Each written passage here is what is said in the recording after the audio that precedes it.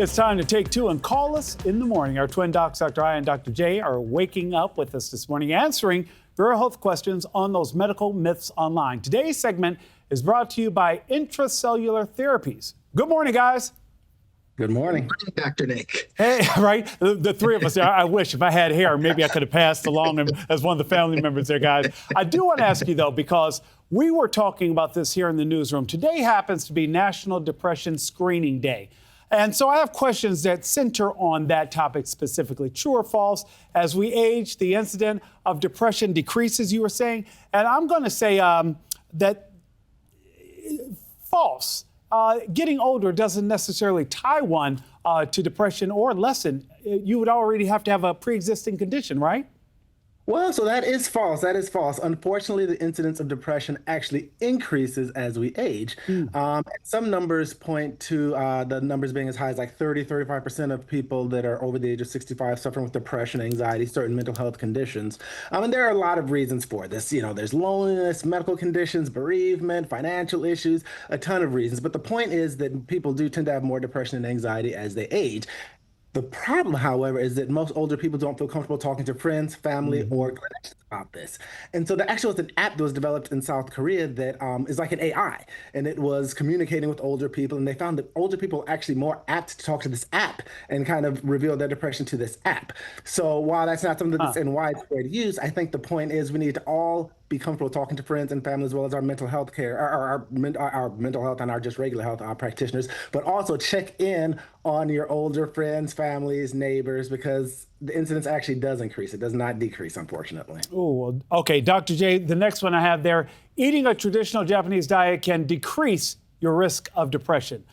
Japanese diet, depression. Why would the diet matter? True. It is true. It is true. So this is the deal. They found in Japan that the risk of depression is about half of what we see in the United States. And there's a lot of factors. For example, lifestyle factors. In Japan, they work about 20 to 25% fewer hours than we do here. So that plays a role, and that helps too, working less, as I'm sitting here in the call room at 6 a.m. already at work. But the diet also plays a huge role. So the Japanese diet is rich in vegetables and green leafy vegetables, seaweed, things of that nature. They eat about 3 times the amount of vegetables than we do here. Vegetables have all of these micronutrients, magnesium, zinc, vitamin D, folate that help produce serotonin, dopamine, the neurotransmitters that make you feel good. They eat a lot of fish, omega-3 fatty acids, good for blood flow to the brain, decrease inflammation of the brain, decrease depression. So actually, the Japanese diet can help decrease the risk of depression, and it's delicious. I went in the direction of true the minute I thought about what I eat myself. That salmon versus that fried chicken, how I feel afterwards. I'm like, you know what? I do feel better after that fish. But I can't leave that chicken alone. All right, true or false? Asthma medication can actually be harmful to the environment. Dr. I'm going to say yes, because all I think about is that spray thing with the dinosaur commercial.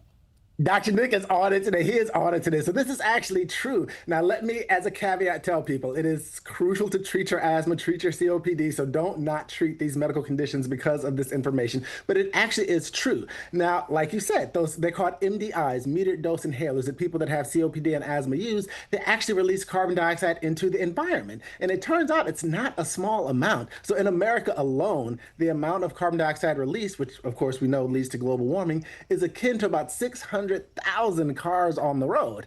Like I said, don't stop taking your asthma or COPD medications, but there are different forms. There are powder forms, there are nebulizers. So talk to your doctor and see if you can maybe use a different form. But yeah, it does contribute to global warming, surprisingly. My takeaway today, eat more fish and talk to friends, Nick, if you're feeling a little bit down because you have moved into that older age where depression is ready to creep up on you. That's the idea. All there. Thank you both. We love having your medical health questions asked and answered right here, guys. Thank you so much. Find Dr. I and Dr. J on social media at the Twin Doctors _ or their website.